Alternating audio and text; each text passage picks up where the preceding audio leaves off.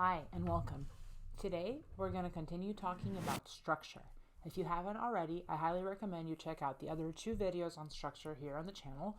One is an introduction to 3-act structure and a very practical approach, and the other one is the explanation on the 5 major turning points that feature films tend to have. Always keep in mind that this is not a strict set of rules, and rather tools for your toolbox. If it works for you, great. If it's making you not progress in your work, maybe set it aside and try a different approach. Today, I'm going to be talking about the sequence approach. It's been consolidated in a book called Screenwriting, The Sequence Approach. I've linked it here in the description if you want to take a deeper look into it. It's a really good book with lots of good advice and a really good analysis of movies. This theory is that instead of dividing your movie in 3 big chunks, you can divide it in 8 smaller chunks.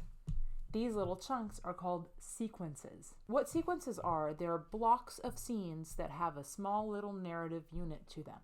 So if we think about an action movie, for example, there is a bomb on the roof of a building. We'll see our hero get into the building, run up the stairs, maybe fight some bad guys in the way, and then maybe get to the rooftop and figure out a code to disarm the bomb. These are 5 or 6 different scenes that are all around the same action, which is defusing the bomb. So this is what sequences are.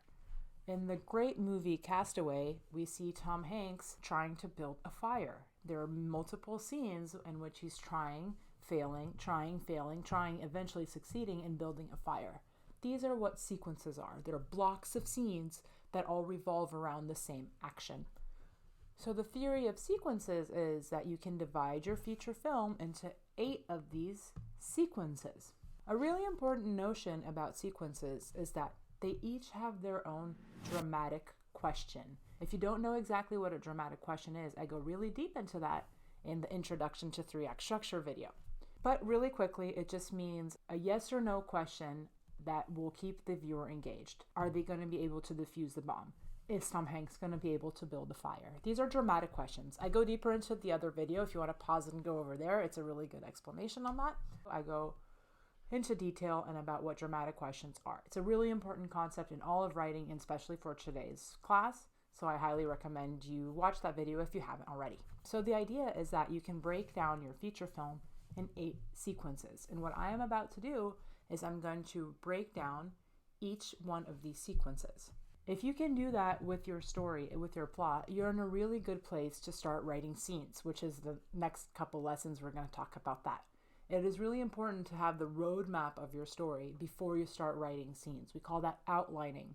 If you don't have an outline, if you don't have a roadmap for your story, you will probably get lost. You'll probably start really well for your first 30 to 40 pages and then lose steam and feel a little bit lost. So the sequence approach is a really good tool to avoid that. So let's break them down one by one. And you're going to notice that there's a lot of similarities with what we've been talking to in 3-act structure because, again, it complements this idea and doesn't contradict it at all. So let's start with sequence number 1. In sequence number 1, we introduce our protagonist. We're going to introduce this protagonist in his normal world, in his status quo. Who is this person? Where do they live? How do they live? What is their normal day-to-day life? What would their life look like forever if the events of the story didn't unfold? It's their status quo. It's their world at rest. In sequence 1, we get to know who does what, where, how.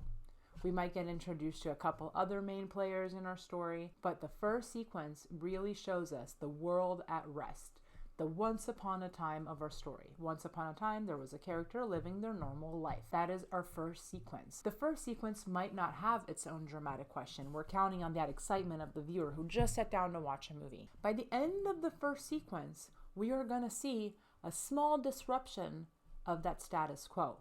That is the end of sequence 1, is when there is a small shift in the status quo. We also call that the inciting incident, which I've explained in the 5 turning point videos, 1 video ago. That will bring us into sequence 2. Sequence 2 is going to see our character reacting to the inciting incident. The dramatic question of sequence 2 is usually some variation of, will their character be able to return to their normal life? And the answer will probably be no, because or else there would be no movie. So sequence 2 is going to see our character reacting to the inciting incident, reacting to the events of the end of sequence 1, and trying to quickly and sometimes a little lazily return to their status quo. They're reacting to the inciting incident. They still haven't committed to the journey in the beginning of sequence 2, but by reacting to this inciting incident and being unable to return to their status quo easily, eventually they're going to have to commit to a bigger journey. So the end of sequence 2 coincides with the first act turning point. Sequences 1 and 2 are our first act.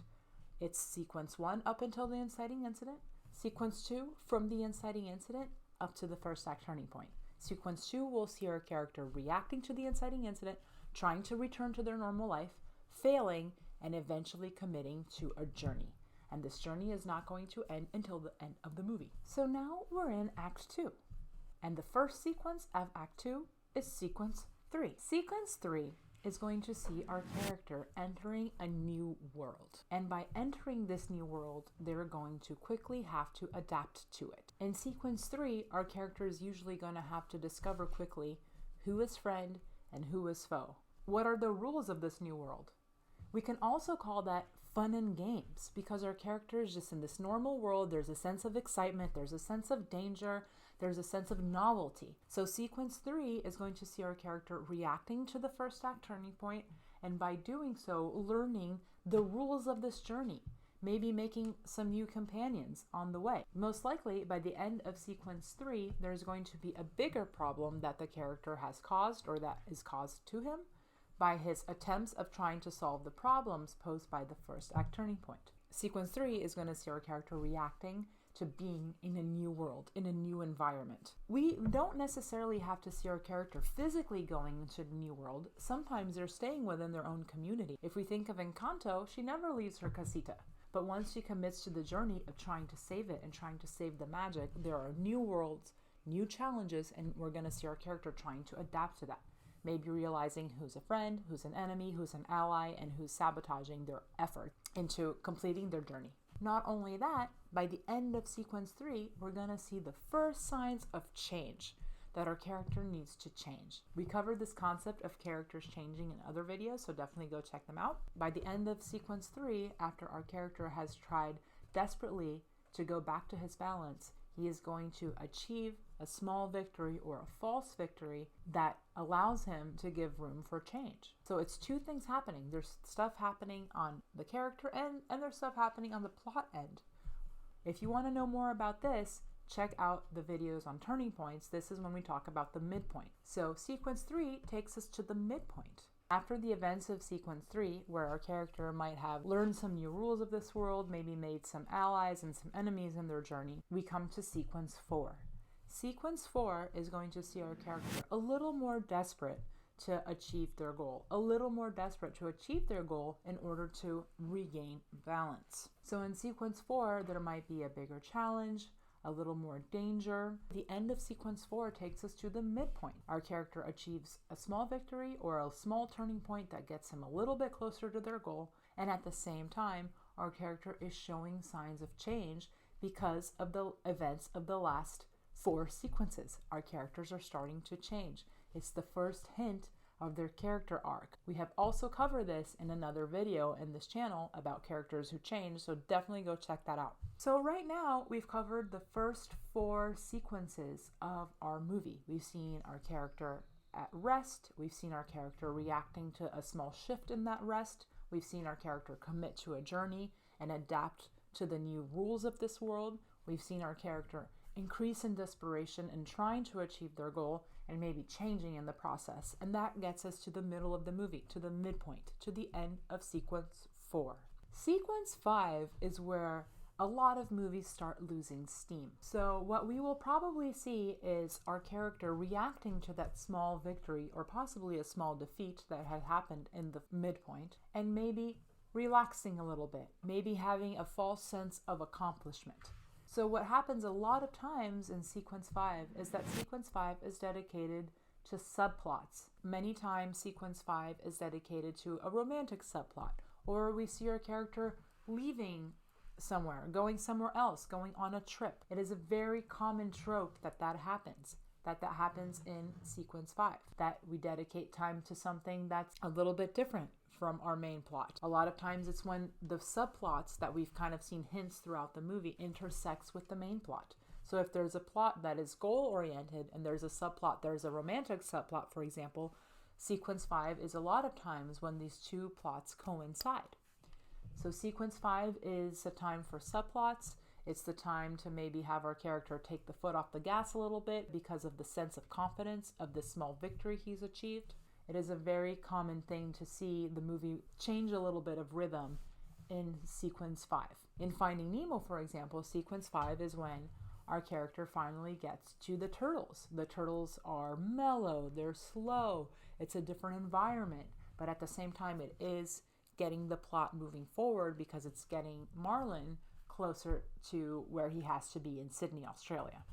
So sequence 6 is our character now focused and really trying to go and resolve the events of the dramatic question. Sequence 6 is when you turn up the heat a little bit. The end of sequence 6 does not have to be necessarily a low point, although a lot of movies do that. We talk about this as well when we talk about the second act turning point. Our sequence 6 sees our character a little more desperate, and in that desperation he might commit mistakes. There might be a betrayal, there might be an abandonment of some kind of journey companion here. It is very common that sequence 6 is the sequence where your character and maybe their journey companion part ways. So if I think of Moana, that happens. If I think of Finding Nemo, that happens.